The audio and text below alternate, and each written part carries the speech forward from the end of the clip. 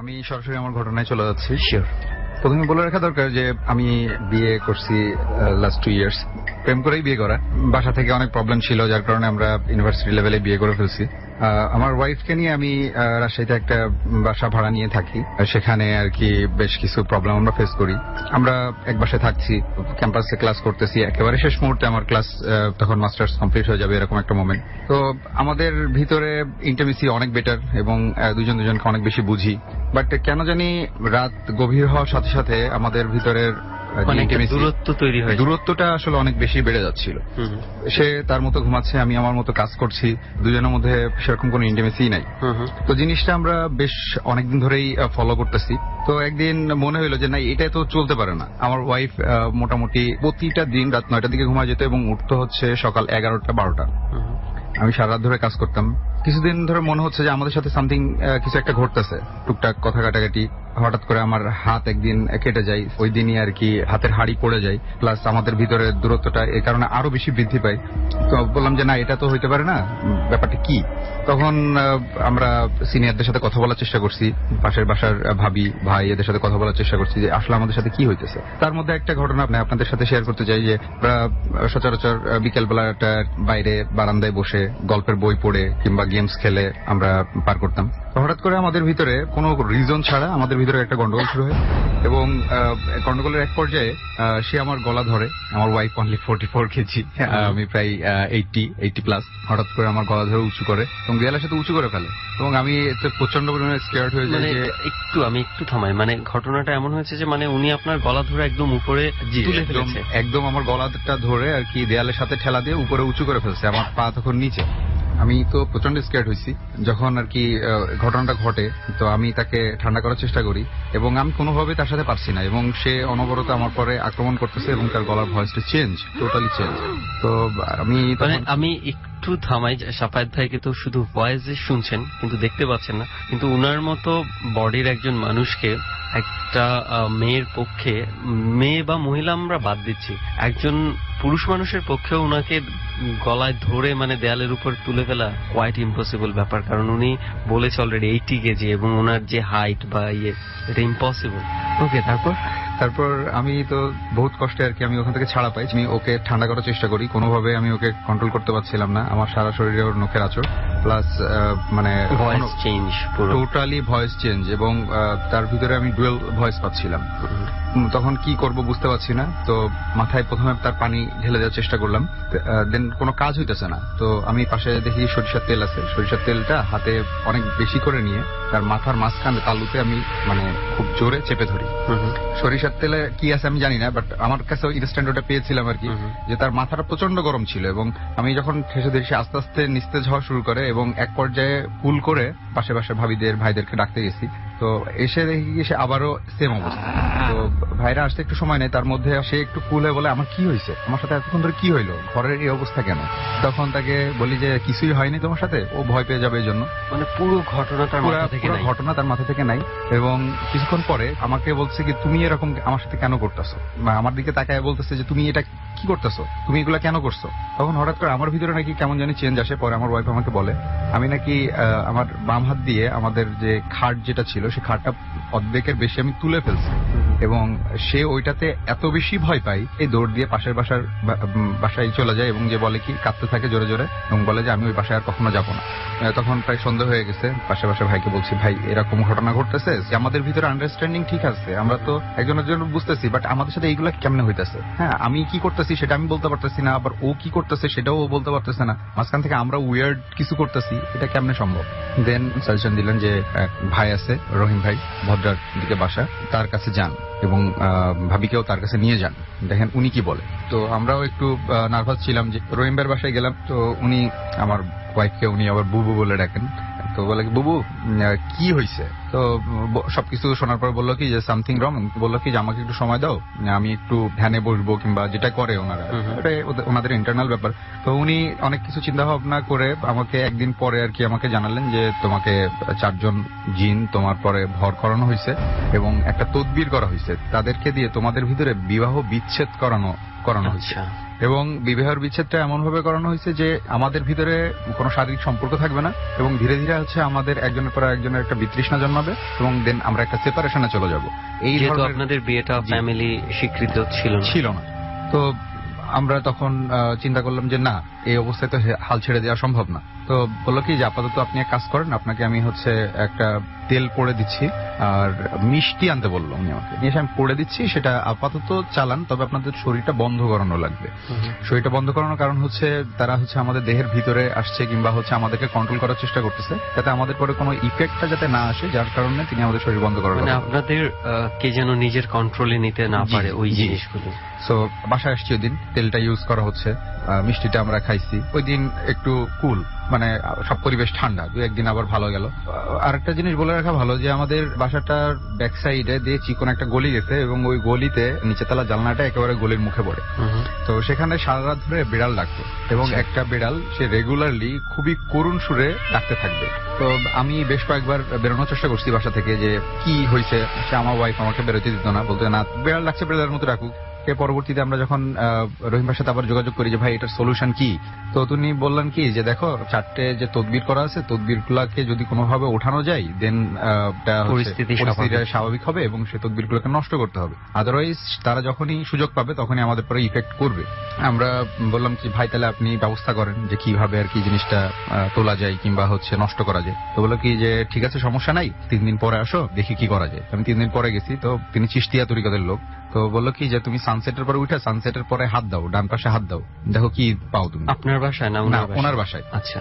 তো আমি তখন সানসেটের পরে হাত দিয়ে দেখি কি 4টা তাবিজ, এবং তাবিজগুলোর অবস্থা এতটাই ভয়ানক, মানে লোহা গুলা খসে গেছে, লেখাগুলা প্রায় গলে গেছে, লেখার কাগজগুলা খুবই জীর্ণ অবস্থা, মানে খুলতে গেলে সেগুলো ভেঙে যাইতেছে, জং টং ধরে একবার মাটি টাটি দিয়ে অবস্থা। আমার কাছে ছবিগুলো তোলা আছে, এই ছবিগুলো আমরা নিব এবং এই ছবিগুলো ফেসবুকে পোস্ট করব। তাহলে আমার পেজের ঠিকানাটা একটু বলে দিচ্ছি, www.facebook.com/rjsuman.dor. এই পেজে এসে আপনি ছবিগুলো দেখতে পারবেন। ওকে, তারপরে তাবিজগুলা বাসায় নিয়ে আসলাম। বললো কি যে উনুন, চুলা, তো চুলাতে দিয়ে এই তাবিজগুলাকে নষ্ট করতে হবে। আমরা বাসায় আনলাম, এবং সেগুলো যে এত অবস্থা, চিমটা দিয়ে আমরা খুব কষ্ট করে জিনিসগুলা খুলি, কাগজগুলো পচে যাচ্ছে এরকম অবস্থা। সেখানে নিচে আমার নাম এবং আমার ওয়াইফের নাম বাংলায় তাবিজের নিচে ওটা ছক করে করে লেখা ছিল, আমার নাম এবং আমার ওয়াইফের ডাক নাম দিয়ে কাজটা করা হয়েছিল। আমরা দেখে তো একটু বেশি তাজ্জব হয়ে গেছি যে হয়তো কেউ করছে, খুব আপনজনই করছে। তো উনি বললেন যে দেখেন আপনাদের যে ক্ষতিটা হয়েছে সেই জিনিসটা রিকভার করতে একটু সময় লাগবে। তার আগে একটা ঘটনা বাদ গেছে। তো তাবিজ তোলার কিছুদিন আগে রহিম ভাইয়ের বাসায় আমরা আবারও গিয়েছিলাম, তো আমার ওয়াইফকে নিয়ে গেছিলাম। তো ওর প্রবলেমটা বেশি হচ্ছিল।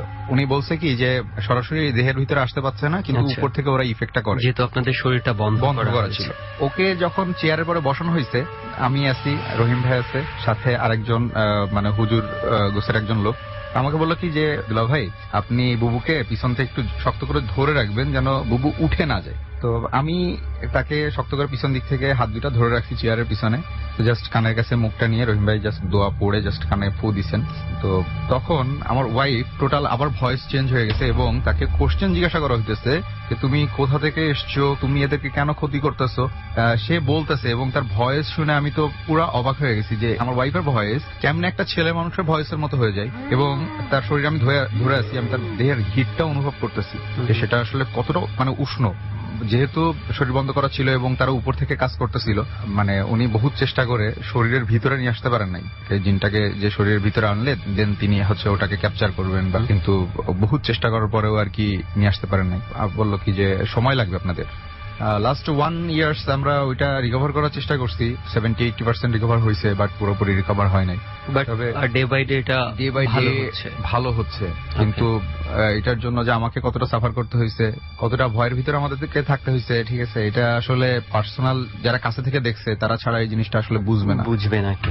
আচ্ছা, আমার একটা বিষয় জানার ছিল, তাবিজগুলো আপনি রহিম ভাইয়ের বাসায় পেয়েছেন, জি, কিন্তু তাবিজ করা হয়েছে ওটা রহিম ভাইয়ের বাসায় গেল কিভাবে? এটা তো পাইলে আপনার বাসায় থাকার কথা ছিল। হয়েছিল? ব্যাপারটা হচ্ছে যে তাবিজ গুলা যে পরিচিত লোক করছে, রহিম ভাই আমাকে বর্ণনাও দিছে যে কে করছে, নাম বলেন নাই, বাট আমাকে শারীরিক বর্ণনা দিচ্ছেন, তার ফেসের কোথায় কেমন চিহ্ন আছে এই বর্ণনাগুলো বুঝতে পেরেছেন? হ্যাঁ, আমি বুঝতে পারছি কে সে পার্সন। রহিম ভাই আমাকে বললেন যে এর আগে নাম বলে অনেক বিপদে পড়ছি, আমি এই জন্য নাম বলতেছি না, চিহ্নগুলো বলে দিচ্ছি, আপনি আপনার ফ্যামিলির মধ্যে পেয়ে যাচ্ছেন। সেম সিম্বল গুলো আমি পাইছি। তাবিজ গুলো মেইনলি করা হয়েছিল আমার দেশের বাসায়, কিছু ছিল পথের ধারে, কিছু ছিল কবরস্থানে, আলাদা আলাদা ভাবে করা ছিল। এবং আমি কিউরিওসিটির বশত আমি তাকে জিজ্ঞেস করছিলাম, রহিম ভাই আপনি জিনিসগুলো কিভাবে নিয়ে আসলেন? অ্যাকচুয়ালি ওনার জিন আছে, সেই জিনকে দিয়ে তাবিজ গুলো তোলানো হয়। তো বলে কি যে যারা হচ্ছে এই ধরনের শিরক করে কিংবা হচ্ছে কুফরি কালামগুলো করে, খারাপ জিনদের একটা দল থাকে, নট এ সিঙ্গেল জিন, একটা দল থাকে, তাদেরও একটা দল থাকে, ভালো জিনদের একটা দল। তো যখন তাবিজটা তুলতে পাঠানো হয় তখন তাদের ভিতরে নাকি একটা ইন্টারনাল ক্ল্যাশ হয়। তো শেষ পর্যন্ত এরা আর কি জিনিসটা রিকভার করে নিয়ে আসতে পারছে, সব জায়গায় পারে না হয়তো। আচ্ছা, আপনার যেই জায়গাগুলোতে তাবিজগুলো পুঁতেছে ওই জায়গাগুলো দিয়ে আপনার কখনো যাতায়াত ছিল? আপনি বলেছিলেন একটা রাস্তায় পড়েছিল, ওই রাস্তা দিয়ে আপনি ওই রাস্তাটা হচ্ছে আমার গ্রামের বাসার রাস্তা, ওখানে যাতায়াত হয়েছে আমার। এবং আরেকটু অ্যাড করি সুমন ভাই, আমার ওয়াইফের যাতায়াতের রাস্তাও সেখানে রিলেটেড ছিল, মানে যেখানে তাবিজ পাওয়া গেছে। রাইট, সেই জন্যই আমি বলেছিলাম। আপনি যেটা বললেন যে কবিরাজরা অনেক সময় নাম বলতে চায় না যারা, রাইট, এটা আমি দেখেছি, আরো কয়েকজনের সাথে আমার কথা হয়েছে, স্পেসিফিক নামটা মেনশন করতে চায় না। সো এনিওয়েজ, যেটা আপনার সাথে ঘটেছে এটা যে কতটুকু ভয়ঙ্কর এটা আমরা এখানে থেকে আসলে বোঝা সম্ভব না। তবে আলটিমেটলি যেটা আমাদের শুনে ভালো লাগছে যে আপনারা ধীরে ধীরে রিকভার করছেন। অ্যাকচুয়ালি আমি রাজশাহী শহরে প্রায় 6 বছর পড়াশোনার জন্য থাকছি, কালচার এবং মানুষের সাথে অনেক ওঠা বসা হয়েছে, নিজের পার্সোনাল এক্সপিরিয়েন্স আগে আছে কিছু, তো যার কারণে আমি বিভিন্ন জায়গায় বিভিন্ন লোকের কাছে বিভিন্নভাবে কিছু তথ্য উদ্ধার করার চেষ্টা করছি। তো ঘটনাটা হচ্ছে একটা হলের ঘটনা। আমি আমার ফ্রেন্ডের সাথে দেখা করতে গেলাম, তো ফার্স্ট ইয়ারে যখন পড়ি তখন দেখা করতে গেছি। তো দেখি কি যে একটা রুম আর কি সিলগালা করা, দরজাটা আর কি প্লাস্টার করে ওটা জানলা দরজা টোটাল বন্ধ করে দেয়। তো আমার একটু কিউরিওসিটি জাগে যে অ্যাকচুয়ালি এই রুমটা এরকম সিলগালা কেন করে দেওয়া আছে, একটা রুম থাকলে তো আরো 4টে স্টুডেন্ট থাকতে পারত। তো আমি এটা নিয়ে আমার মাথায় ঘুরতে থাকে। তো ক্যাম্পাসের অনেক সিনিয়র কিছু কর্মচারী যাদের বয়স প্রায় 60-70, যারা যুদ্ধ দেখছে কিংবা ওই সময় থাকছে, ক্যাম্পাসের অনেক হিস্ট্রি জানে, এরকম কয়েকজন কর্মচারীর সাথে আমি যোগাযোগ করি এবং চেষ্টা করি যে বের করা যে আসলে ঘটনাটা কি। তার ভিতরে একজন আমাকে বলেন 90 দশকের দিকে তখন আর কি রাজশাহী ইউনিভার্সিটি হলগুলোতে মহিলা গেস্ট এলাও ছিল, এরকমই শুনছি। তো আর কি সে সময় একটা বড় ধরনের একটা ক্ল্যাশ হয়, মারামারি হয়, যে সময় হলটা ভ্যাকেন্ট হয়ে যায়। ক্যাম্পাসে একজন নেতা তার গার্লফ্রেন্ডকে নিয়ে মানে রুমে আসছিল, তাকে রুমে এসছে, খাবার টাবার দিয়ে গেছে। তো হঠাৎ করে ওই সময় আর কি গন্ডগোলটা শুরু হয়। নেতা যেহেতু, তাকে তো আগায় যেতে হবে, তার গার্লফ্রেন্ডকে রুমের দরজার বাইরে থেকে তালা লাগাই দিয়ে সে আর কি গন্ডগোলের ওখানে গেছে যে কি হয়েছে দেখার জন্য। তো গন্ডগোলটা এতটাই বড় থাকে যে হল ভ্যাকেন্ট হয়ে যায়, গন্ডগোলটা অনেক বেশি হয়, অনেককে পুলিশে গ্রেপ্তার করে নিয়ে যায়, প্লাস অনেকে পলাতক থাকে। সেই নেতার কি হয়েছিল সেটা আমরা জানতে পারি নাই। এখন আসি মেয়েটার কথায়। মেয়েটা রুমে তালাবদ্ধ অবস্থায় থাকে, হল ভ্যাকেন্ট, টোটাল 3 মাসের জন্য হলটাকে মানে ছুটি দিয়ে দেওয়া হয় ক্যাম্পাস। তো 3 মাস পরে যখন ক্যাম্পাস খোলে তখন আর কি ছেলেরা নর্মালি হলগুলোতে যেভাবে উঠছে, গন্ধ, চারিদিকে গন্ধ, কি হয়েছে মানে গন্ধটা প্রচন্ড প্রকট এবং তারা কেউ থাকতে পারতেছে না। ওই রুমটা তো রুমটা তালা দেওয়া আছে, আশেপাশের রুম থেকে আর কি গন্ধটা পাওয়া যাচ্ছে। তো তখন আর কি কোন রুম থেকে গন্ধটা আসছে এটা দেখার জন্য যখন খোঁজাখুঁজি করা হয় তখন দেখা যায় যে রুমটা তালাবদ্ধ করা, দরজার নিচে যে জায়গাটা থাকে ওখান দিয়ে পিঁপড়ার একটা শাড়ি কোনো কিছু যখন নিয়ে যাচ্ছে, হ্যাঁ একটা দল বেঁধে নিয়ে যাচ্ছে এই টাইপের একটা, এবং পিঁপড়াগুলা মানুষের মাথার চুল, চর্বি, ও মাই গড, মানে বিভিন্ন অর্গান গুলা নিয়ে দরজার নিচে দিয়ে মানে আস্তে আস্তে পার হয়ে চলে আছে। তো ওই সময় ওইটা দেখে আর কি তখন ছাত্ররা বলে যে something is wrong in the room, আমাদেরকে রুমের দরজাটা খুলে দেখা উচিত যে আসলে ভিতরে কি আছে। যখন ঢোকা মানে তালাটা ভাঙা হয়, প্রভোস্ট প্রক্টর সবাই এসে রুমের তালা খোলা হয়, কর্তৃপক্ষকে নিয়ে নিতে হয়, তারপর আবার নেতার রুম। তো দেখে কি যে মেয়েটার লাশ মেঝেতে পড়ে আছে এবং 3 মাসের পুরাতন লাশ, মাথার চুলগুলা খসে পড়ছে, মানে মাংসগুলো গলে গলে মাটির সাথে মিশে গেছে, পিঁপড়া, মাকড়সা, পোকা হয়ে গেছে অলরেডি, তার দেহের ভিতরে পোকা হয়ে গেছে, পচন ধরে পোকা হয়ে গেছে। তো স্টুডেন্টরা জিনিসটা আর কি দেখে আর কি মানে টিচাররা সবকিছু ধরাধরি করে আর কি লাশটা কোন রকম ময়নাতদন্ত করে, যেহেতু একটা মার্ডারও তো হইতে পারে, হ্যাঁ, তো ময়নাতদন্তের জন্য লাশটাকে নিয়ে যাওয়া হয়। পরবর্তীতে আর কি লাশটাকে হ্যান্ড ওভার করা হয়, তার অলংকার এবং ভ্যানিটি ব্যাগ এগুলা থেকে আর কি তথ্য আইডেন্টিফাই করে লাশটাকে হস্তান্তর করা হয়। রুম পরিষ্কার করে পরবর্তীতে হলে আবার অ্যালার্ট দেওয়া হয়। তার মানে ভয়। রুম পরিষ্কার করে পরবর্তীতে হলে আবার অ্যালার্ট দেওয়া হয়।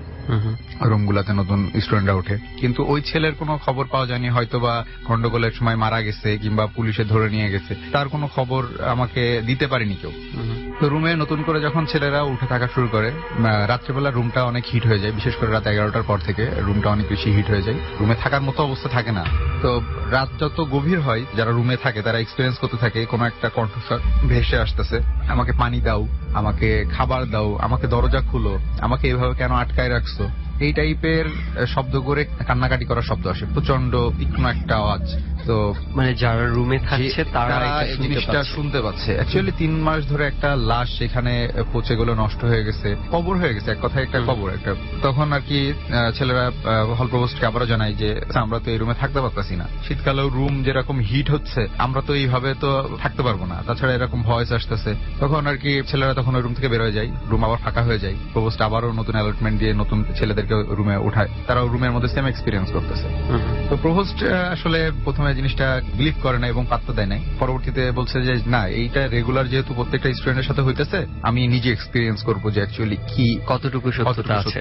তো প্রভোস্ট সাহেব নিজে রুমে তখন থাকার জন্য গেলেন এবং যাওয়ার পরে রাত 11টার দিকে উনি শুইছেন রুমে, সেম তিনিও জিনিসটা এক্সপিরিয়েন্স করে এবং তিনি এতটাই ভয় পান, বিচলিত হয়ে যান। একটা মেয়ে কান্নাকাটি করছে, পানি খাবার, তাকে বাঁচাও, কতটা কষ্ট, কতটা প্যাথেটিক একটা জিনিস। উনি রুম থেকে দৌড়ে বেড়ে চলে আসেন এবং পরের দিনে বলেন যে রুমটা সিলগালা করো এবং রুমে প্লাস্টার করো। রুমটা অ্যাকচুয়ালি এখনো পর্যন্ত বন্ধ আছে। প্লাস্টার বলতে দরজা জানলা টোটালি একেবারে দেয়াল তুলে প্লাস্টার করে দেয়। এটা কি এখনো পর্যন্ত এইভাবেই আছে? ও মাই গড, আমার একবার মানে রুমটা তো আর দেখার কোনো স্কোপ নেই, মানে অ্যাটলিস্ট বাইরে থেকে দেখার অনেক ইচ্ছে ছিল। আমরা যেহেতু পুরো হলের নাম বা কোনো কিছু আমরা স্পেসিফিক করে বলিনি, তবে যারা ডর এই মুহূর্তে শুনছে অনেকেই হয়তো বা এই ঘটনাটার সাথে পরিচিত বা জানে, হয়তো তারা চাইলে একবার দেখতে পারেন আসলে কি অবস্থা। আমি যখন ভাবছি শুধু সেই মৃত্যুটার কথা, মানে আসলে অনেক প্যাথেটিক ভাবে একটা মৃত্যু ঘটেছে। এবং এইসব ক্ষেত্রে যেটা হয় যে আত্মা বলি বা যেটাই বলি না কেন, এই ধরনের কেসের ক্ষেত্রে এই জিনিসগুলা সহজে নিজের বডির মায়াটা ছাড়তে পারে না, কোনো না কোনো ভাবে থেকে যায়। সো এই জন্য হয়তো বা এক্সিস্টেন্স ওখানে রয়ে গেছে বা কিছু একটা। আমি ইউনিভার্সিটিতে পড়ছি এবং খুব কাছ থেকে আর কি যিনি আমাকে ঘটনাটা বলছেন, অনেক সিনিয়র একজন পার্সন, হয়তো বা এতদিন রিটায়ার্ড করছেন। ঘটনাটা মানে যখনই আমার মনে হয় আমি চিন্তা করি যে অ্যাকচুয়ালি মানুষের মৃত্যু কতটা নির্মম। আমি আরেকটা বিষয় চিন্তা করি যে যারা এই ঘটনাটা জানে, এখন যারা ওখানে আছে, হয়তো এই রুমে নাই, রুমের আশেপাশে আছে, ওই রুমের সামনে দিয়ে ওদেরকে যাতায়াত করতে হয় এবং ঘটনাটা তারা জানে, তাদের কি অবস্থা, বিশেষ করে যদি রাতের বেলা যাতায়াত করতে হয়, খুব মাঝরাতে। এটা আসলে আমি যখন ক্লাস 9-10 পড়ি, আমাদের বাসাটা করা হয়েছে যশোরে, আমার বাসা তো যশোরের ঘটনা। এটা পরপর 5টা রাত আমি 5টা সিকোয়েন্সের স্বপ্ন দেখি এবং প্রত্যেকটা স্বপ্নই এত বেশি ইফেক্টিভ, আমাকে আমার বলা নিষেধ আছে। তো তার ভিতরে একটা স্বপ্নের কথা আমি জাস্ট আপনাদের সাথে শেয়ার করছি। এটা অ্যাকচুয়ালি স্বপ্ন না, স্বপ্নের সাথে বাস্তবের অনেক বড় একটা মিল। অ্যাকচুয়ালি কেন জিনিসটা ঘটছে কিংবা কেন আমার সাথে এই ধরনের সিম্বল গুলো দেখানো হয়েছে, সেই জিনিসগুলো আমি এখনো পর্যন্ত উদ্ধার করতে পারিনি। তো ঘটনায় চলে আসি। তো আমি ঘুমাইছি রাত্রেবেলা, আমি তখন মোটামুটি নামাজ পড়া হতো মোটামুটি 12টা 1টার দিকে আমি এশার নামাজ পড়তে যেতাম। আর ম্যাক্সিমাম দিন দেখা যাচ্ছে পড়াশোনা করতে করতে আমার অনেক রাত হয়ে যেত, কোনোদিন 2টা 3টার দিকেও নামাজ পড়ছি আমি। তো এশার নামাজটা এত লেট করে পড়ার একটা বদ অভ্যাস হয়ে গেছিল এবং নামাজটা এত বেশি মনোযোগ দিয়ে পড়তাম যে নামাজ পড়তে পড়তে ওই সময় দেখা যাচ্ছে চোখ দিয়ে পানি চলে আসতো, মানে খুব গভীর একটা সময় মনোযোগ দিয়ে। তো ঘুমাইছি, স্বপ্নটা দেখছি ভোরের দিকে, দেখছি কি যে অ্যাকচুয়ালি আমাদের যে এলাকা, ওই এলাকাতেই আমি আছি, রাস্তাঘাটে কেউ নাই, একবার শুনশান রাস্তাঘাট। গোধূলির সময় যদি বৃষ্টি হয়, হালকা হালকা মেঘ থাকলে একটা ওয়েদারের একটা কালার আসে, একটা লালচে অন্ধকার কালার। তো ঠিক ওরকম একটা মোমেন্ট এবং চারিদিকে কোনো কিছুই নাই, একটা পাখির শব্দ নাই, একেবারে থমথমে একটা পরিবেশ। তো বলে রাখা ভালো যে আমার নানার বাসা আমার বাসা থেকে খুব বেশি দূরে না, কাছাকাছি। তো নানার বাসা থেকে আমার নানি আমার খালাতো বোনটাকে কোলে করে নিয়ে আমাদের বাসার দিকে আসছে ঠিক ওই মোমেন্ট। তো আমি আগায় গেছি, তো নানিকে বলছি যে নানি তুমি কাকে নিয়ে যাচ্ছ আমাদের বাসায়? তো নানি বলছে কেন, তোর বোনকে নিয়ে যাচ্ছি, তোর খালাতো বোন। তো আমি বললাম যে আমার তো মনে হইতেছে না এটা আমার খালাতো বোন, তুমি এটা কাকে নিয়ে যাচ্ছ? তো বলছে কি যে আগে বাসা পর্যন্ত যাই, তারপরে দেখা যাবে, রাস্তার মধ্যে এত কথা বলিস কেন। তো আমি নানিকে ফলো করতেছি, নানি বাচ্চাটাকে কোলে নিয়ে যাচ্ছে। আমাদের বাসার ঢোকার রাস্তায় সামনে হচ্ছে লম্বা গ্যারেজের মতো জায়গা পড়ে, এবং তারপর সিঁড়িঘর। তো সিঁড়িঘরের ঢোকার ঠিক আগে ক্লপসিকল গেট, তো গেটের ওখানে দাঁড়াইছে। আমি ওই যে নানির পিছন পিছন, আমার খালি মনে হচ্ছে যে নানি কেন এই মেয়েটাকে নিয়ে আমাদের বাসায় যাইতেছে, সামথিং ইজ রং। তো আমি যখন মেয়েটার চোখের দিকে তাকাই, মেয়েটা আস্তে আস্তে বড় হয়ে যাচ্ছে, গ্রো আপ করতেছে, এবং এত বেশি গ্রো আপ করতেছে। একটা 6 মাস 7 মাসের বাচ্চা যদি গ্রো আপ করে একটা ফুল একটা মানুষের মতো ফিগার ধারণ করে, তাহলে সেই জিনিসটা কেমন হইতে পারে একটু ইমাজিন করলে বুঝবেন। ইমাজিন, যদিও বর্তমানে যারা যে অবস্থা থেকে ডর শুনছি, ইমাজিন করলে আপনার কাছে হয়তো বা ফানিও মনে হতে পারে বিষয়টা। Is it possible? বাট যখন আপনি যদি আপনার সাথে ঘটে যায় বা আপনি যদি দেখে থাকেন, তখন আসলে বুঝতে পারবেন যে is it possible or not. তো আমি তখন একটু ভয় পেয়ে যাই, এবং সূরা নাস পড়া শুরু করি স্বপ্নের মধ্যে। এবং সূরা নাস পড়তে পড়তে আমি ওই বাচ্চাটা অলরেডি তখন আমার সমান গ্রো আপ করছে, অলরেডি 5 ফিট 4 ইঞ্চি মতো গ্রো আপ করছে। আমি তার ঘাড় ধরে মানে নিচের দিকে চাপা শুরু করি, যেভাবে ঠেসে ধরে মাটি। আচ্ছা, স্বপ্নের মধ্যে, এবং তাকে প্রেসারাইজ করে এত পরিমাণে প্রেসারাইজ করছি, এবং সে উল্টো ফোর্স দিচ্ছে আমাকে, আমি তাকে প্রেসারাইজ করতেছি আর জোরে জোরে আর কি কলমা পড়তেছি। একটা যুদ্ধ হচ্ছে, তার সাথে আমার ফুললি একটা ফাইট হইতেছে। সে গ্রো আপ করতেছে, আমি তারা গ্রো আপ করতে দিতেছি না। আস্তে আস্তে তারে মাটির ভিতরে একেবারে পুরা মিশায় ফেলছি, এবং মিশানোর পরে তাকে আমি পুরা ডোলে মাটির সাথে পুরা মিশায় দিছি। তো ওইটা দেখার পরে হঠাৎ করে আমি ভয় পাই এবং আমার ঘুম ভেঙে যায়, এবং আমি তখন চিন্তা করি যে ভোরবেলা, এত ভোরবেলা বাইরে যাওয়া পসিবল না, তখন ফজর আজান হচ্ছে। আমি চিন্তা করছি যে সকাল কখন হবে, সকাল কখন হবে। তো আমি সকালবেলা তখন 6টা 6:30 বাজে, একটু আলো ফুটছে। আমি ঠিক যেখানে আর কি জিনিসটাকে একেবারে মাটির সাথে মিশায় দিচ্ছি, আমি ঠিক ওই জায়গায় যাই, এবং লোকেশনটা থাকে ঠিক এরকম যে আমি যেখানে ঘুমাইছিলাম, আমার যে মাথা যে দিকে ছিল, মাথা থেকে 90 ডিগ্রি অ্যাঙ্গেল করে এখন নিচের দিকে, আমি 2 তলায় ঘুমাইছিলাম, নিচে ঠিক যে জায়গাটা হয় আমার সোজাসুজি, আমার মাথার সোজাসুজি ঠিক সেই জায়গাতে একটা কাক মরে পড়ে আছে। আমি মানে এত বেশি সারপ্রাইজড হই, এত বেশি থান্ডার্ড হয়ে যাই। ঘটনাটা স্বপ্নে দেখতেছি রাত্রেবেলা, আমি সকালে যাবো। আসলে এটার সাথে এটার কানেকশনটা কি? কানেকশনটা আসলে কি, এটা আসলে মানে আমার ক্লিয়ার না, এই কনসেপ্টটা আসলে আমার এখনো ক্লিয়ার হয়নি। বিকজ এই যে 5টা যে স্বপ্ন আমার পরপর 5 নাইটস এবং পরপর 5টা রাতে আমি দেখছি, এবং মানে এগুলো অ্যাকচুয়ালি আমার ফ্যামিলিগতভাবে আমাকে বাইরে বলার নিষেধ আছে, কিন্তু এর রহস্য এখনো পর্যন্ত আমি বের করতে পারিনি। কিন্তু এখনো। আচ্ছা, কাকটা যে মরে পড়েছিল, এটা কি ধরনের? হয়তো বোঝা যায় না যে কোনো কিছু টর্চার করে মারা হয়েছে কাকটাকে, অথচ এদের এইভাবেই মরে পড়ে আছে। জিনিসটা এরকম, ফ্লাশটা দেখলে মনে হচ্ছে যে ওটা থেকে কোনো ব্লাড বের হয় নাই। আচ্ছা, কোনো ব্লাড বের হয় নাই, তবে সে কোথাও আঘাত পাইছে। আচ্ছা, এবং আঘাত পেয়ে ওখানে পড়ে আছে। হ্যাঁ, মানে আমি এই জিনিসটা চিন্তা করছি এইভাবে যে অ্যাকচুয়ালি যদি কাক তো মরতে পারে, দুনিয়ায় কত শত শত কোটি কোটি কাক আছে, হ্যাঁ কাক তো একটা মরতেই পারে। সেটা তো আমার হেডেক না। আমার হেডেক হইতেছে যে আমি স্বপ্ন দেখতেছি যে আমি একটা জিনিসকে মাটির সাথে মিশায় ফেলছি, ফোর্স দিছি, এবং সকালবেলা মানে আজানের পর থেকে আমি ঘুমাইতে পারতেছি না যে নিচে কি হয়েছে সেটা আমার দেখার জন্য, এবং সরাসরি নিচে যে দেখতেছি সেখানে একটা কাক মরে পড়ে আসছে। এটার মতো কাকতালীয় ঘটনা আর কি হইতে পারে? কিন্তু জিনিসটা একটু অদ্ভুত। কাকটা কি করেছিলেন? কিছু করেছিলেন? পরবর্তীতে ওটাকে নিয়ে আমি এক জায়গায় ফেলে দিয়ে এসেছি। তবে আমি জানি না, অত বিশ্লেষণও আমি যাচ্ছি না এটা নিয়ে। তবে এতটুকু বলতে পারি, আপনি ঘুমের মধ্যে করেন বা যেটাই করেন, আমার ধারণা আপনি একটা ভালো কাজই করেছেন। আপনি যেই জায়গাটাতে আছি সেটার বর্ণনাটা একটু দিয়ে নিন। এই আমরা যেখানে আছি এটার পাশ দিয়ে হচ্ছে একটা নদীর মতো গেছে, খুব বেশি বড় না, ছোট। তার পাশেই হচ্ছে এই থানাটা, এবং আমরা যেখানে বসেছি ঠিক আমাদের থেকে উত্তর দিকে হচ্ছে সেই লাশ ঘরটা, যেই লাশ ঘরটাকে নিয়ে আসলে ঘটনা। এবং এই ঘটনাটা আমরা মাত্র কিছুদিন আগে আর কি জানতে পেরেছি, তারপর আমরা যোগাযোগ করেছি। তো যাই হোক, কর্তৃপক্ষের মাঝে একটা দ্বিধা ছিল যে আসলে আলটিমেটলি এটা ঠিক হবে কি হবে না। তারপরে আমরা কোনো না কোনো ভাবে বোঝাতে সক্ষম হয়েছি যে আমরা কন্ডিশন গুলো এভাবে, তো তারপরে তারা কিছুটা নমনীয় হয়েছে। তো যাই হোক, আমরা এখান থেকে আপনারা যেই ঘরটা দেখতে পাচ্ছেন, এটা থানার প্রায় সামনের দিকে একটা ঘর রয়েছে, যেটা হচ্ছে লাশ ঘর, এবং লেখাও রয়েছে এখানে হচ্ছে থানাতে নিশ্চয়ই যেই লাশগুলো আনা হয় সেটা নিশ্চয়ই স্বাভাবিক মৃত্যুর কোনো ঘটনা থাকে না। যখনই কোনো অস্বাভাবিক মৃত্যু ঘটে এবং এটার পেছনে অনেক রহস্য থাকে বা বুঝতেই পাচ্ছেন সেই লাশগুলোই কিন্তু এখানে আনা হয়, এখানেই লাশগুলো রাখা হয়। এটা অনেক সময় প্রথমে এনে রাখা হয়, আবার পোস্টমর্টমের পরেও এনে রাখা হয়, এবং মানে যেই সিচুয়েশনেই হোক লাশগুলো যখনই থানায় আসে এই জায়গাটাতে রাখা হয় আর কি। তারপর ফর্মালিটিস গুলো শেষ করে লাশের স্বজন বা যথাযথ কর্তৃপক্ষের হাতে তুলে দেওয়া হয়। তো এখানে ঘটনাটা যেটা হচ্ছে যে রাতের বেলা যারা দায়িত্বে থাকে, যে পাহারার দায়িত্বে থাকে বা যাদের রোটেশন চলে, তাদের কিছু অবজারভেশন রয়েছে এই ঘরটাকে কেন্দ্র করে। লাইক রাতের বেলা যখন খুব নীরব হয়ে যায় এবং ওনারা পাহারা দেয় থানা কম্পাউন্ড, কেউ কেউ নাকি এই লাশ ঘরটার ভেতর থেকে বিভিন্ন ধরনের আওয়াজ শুনতে পেয়েছে, যদিও এটা কোনো প্রকার পসিবিলিটি নাই, কারণ এটা অলওয়েজ কাজ না থাকলে তালা দেয়া থাকে এবং সেই চাবি তো নির্দিষ্ট কিছু মানুষের কাছেই থাকে, সো এটা সম্ভবই না।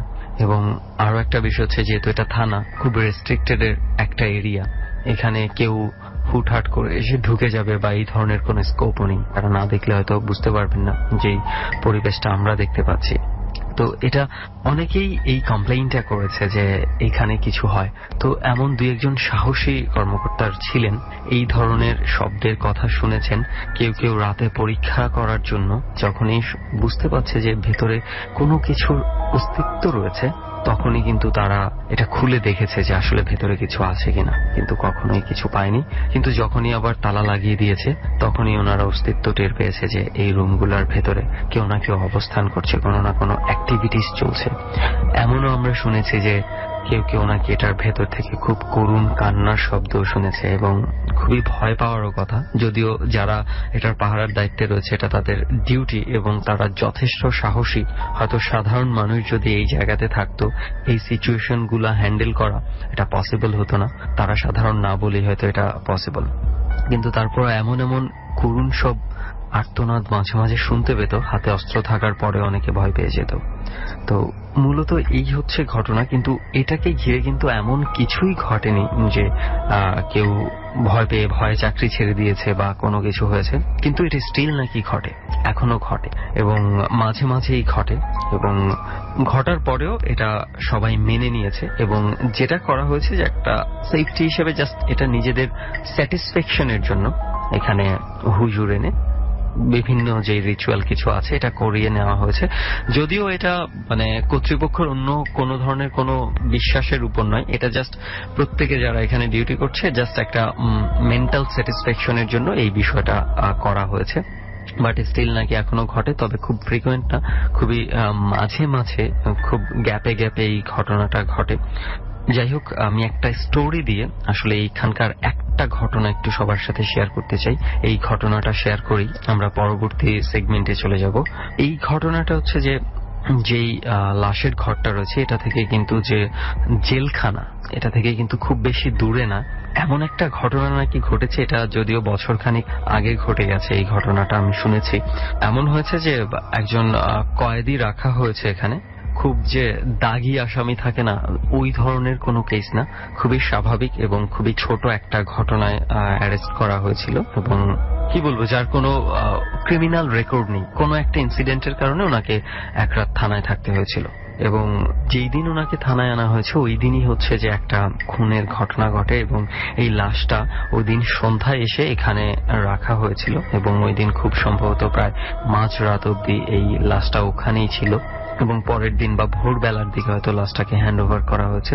তো ওই লোক যখন এখানে ছিল, রাতের বেলা যেটা ঘটেছে, সেলের মধ্যে কোনো ধরনের তার কোনো টর্চার নেই, কোনো কিছু নেই, হয়তো পরের দিনই ছুটে যাবে এরকম একটা ইস্যু ছিল। তো উনি যেটা করেছে যে মাঝ রাতে নাকি হঠাৎ করে ঘুম থেকে উঠে চিৎকার চেঁচামেচি শুরু করেছে, এবং দায়িত্বে যারা ছিল সিকিউরিটির ওরা সবাই চলে এসছে যেন কি হয়েছে দেখার জন্য। তখন সে চিৎকার করে করে বলছে যে ওই যে রুমটা আছে সেই রুমটা থেকে কি যেন একটা এখানে এসেছে তার এখানে, এবং তাকে গলা চেপে ধরেছে তাকে মারার জন্য।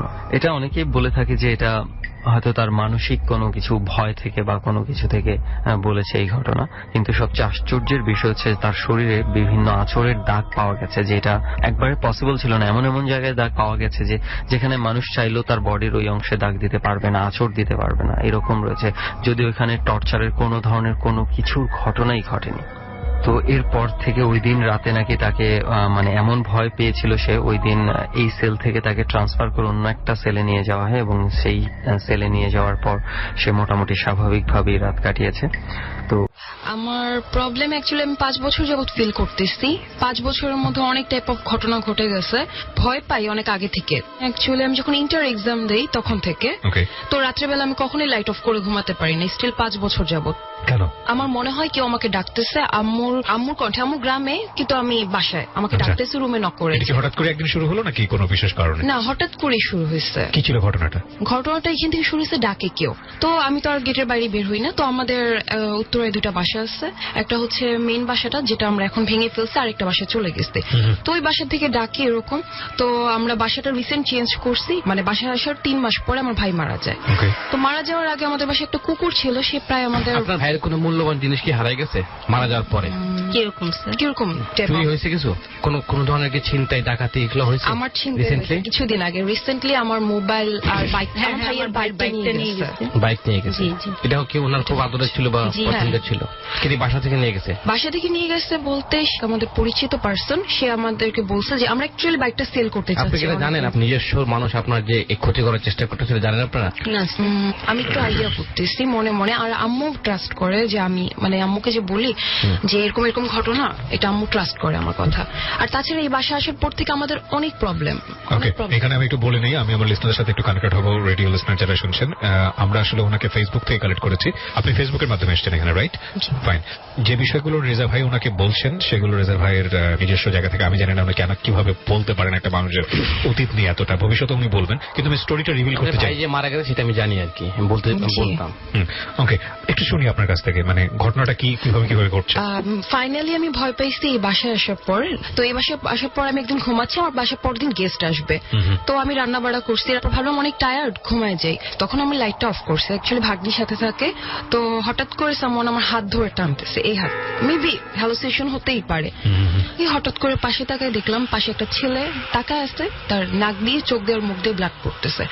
তো আমি অনেক জোরে জোরে চিৎকার করি, মানে সবাই আসার পর আমাকে উঠে আমি সেন্সলেস হয়ে যাই। বাট আমার পাশে যে ঘুমায় সে কখনো শুনতে পারে না আমার চিৎকার। এটা নিয়ে আমার 2বার এরকম চিৎকার যে করেন, আসলে কি চিৎকার করেন না? চিৎকার করার মতো মনে হয় না, আমি চিৎকার করি, তারা সবাই শুনতে পারে, কিন্তু আশপাশের লোক। আমার পাশে যে ঘুমায় সে কখনো শুনতে পারে না। ও পরে শুনে। কতদিন আগে হয়েছে? রোজার ঈদের আগে ঘটনা, রোজার মধ্যে একটা ঘটনা। ভাই, এই যে বিষয়টা, এটার বৈজ্ঞানিক ব্যাখ্যা নাই, কারণ উনি চিৎকার করে পাশের লোক শুনে না। যে পাশের লোক যদি বয়রা হয় তাহলে শুনবে না, এটা বৈজ্ঞানিক ব্যাখ্যা। এই জিনিসটা মানে জানতে চাচ্ছেন কেন হচ্ছে? মানে সে আমাকে বলতেছে আমি শুনি না, ও শুনে যে আমার মেয়ে ঘুমায়, আমার মেয়ে শুনে না। মানে এটা কি শুধু আপনার মেয়ের ক্ষেত্রেই হয় নাকি যেই ঘুমায় সেই শোনে না? না, ও একাই ঘুমায় আমার সাথে, আর কেউ থাকে না। তাহলে ওর মেয়ের সমস্যা হতে পারে। ও বলে আমি তো শুনিনি, তুমি যে চিৎকার করতেছো আমি শুনিনি। মানে ওর কি কানে কোনো সমস্যা আছে বা কোনো সমস্যা না, আছে? সবাই আসার পরে ও ঘুম থেকে ওঠে। এটা স্ট্রেঞ্জ না, এই সমস্যাটা হয়। এটা যেহেতু বৈজ্ঞানিক ব্যাখ্যা আমি দিলাম, যদি পাশের লোক বয়রা হয় তাহলে শুনবে না, কিন্তু মেয়েটা তো বয়রা না। বয়রা না, তো ভয় না। এটা সমস্যা যারা খরগোশ পালে, ঘরে দুর্গন্ধ হয়, ওদের এই সমস্যাগুলো হয়। আপনি কি খরগোশ পালেন? খরচ রিসেন্ট একটা ছিল, মারা গেছে। বিড়াল ভালো জিনিস, পবিত্র জিনিস। বিড়াল সময় পরিষ্কার থাকে। যারা খরগোশ পালে যে বাসা, সে বাসায় গন্ধ হবে। আপনার আব্বা আম্মা কি নামাজি? ইনশাআল্লাহ সবাই। আব্বা তো খুব স্টাইলিস্ট। খরগোশ যারা পালে তাদের এই সমস্যাগুলো হয়। এর মানে এই না যে খরগোশ পালা বাদ দিয়ে দিবেন। আমরা জানি যে জীবজন্তুর সাথে অনেক কিছু আসে। এই আজকে আপনাদের পর একটা স্টোরি বলবো আমি। ছেলেটার নাম খুরশেদ আলম, খুবই মানে ভয়ঙ্কর স্টোরি। আপনার যেটা সমস্যা হয়েছে, এটা যদি রেগুলার শুনে সেক্ষেত্রে আমি সমাধান করে দিতে পারবো, যে নেক্সট টাইম শুনবেন না। এটা খুবই একটা কমন প্রবলেম, অনেকেরই হয়, যারা ঘুমের মধ্যে শব্দ করে ওঠে, বোবায় ধরা বলি। যদি আপনি বাসাতে খরগোশ সরাই দেন, আপনার সমস্যার সমাধান হয়ে যাবে, টোটালি যদি সরাই দেন। এই হচ্ছে বেসিক একটা সমাধান। তারপর আপনি বলেন, একটু শুনি। তারপরে নেক্সট টাইম আরেকটা ঘটনা ঘটলো এরকমই, রোজার মাসে। তখন আমি ঘুমাচ্ছি, সকালবেলা সেম ভাবে আমার হাত টানতেছে। আমি ঘুমাচ্ছি, তখন আমি একদম স্পষ্ট বুঝতে পারতেছি হাত টানতেছে, অনেক জোরে জোরে চিৎকার দিচ্ছে। ওই দিন আব্বু আম্মু হোল ফ্যামিলি মেম্বার উঠে আসছে। উঠে আসার পর আমার বোন দেখতেছে আমার হাত পুরো বাঁকা। আমি বলতেছি যে আমার হাত আগুনে পুড়ে গেছে, আমাকে কিছু লাগিয়ে দাও, বরফ টরফ কিছু দাও। পরে ও বলতেছে যে হাত তো পুড়ে নেই, কিছুই হয়নি। তারপর থেকে আমি প্রায় 1 সপ্তাহের মতো আমার হাত মানে আগুনের মতো জ্বলছে। কয় বছর যাবত এই প্রবলেম গুলো ফেস করছেন? আমি প্রবলেম গুলো ফেস করতে অ্যাকচুয়ালি 5 বছর যাবত।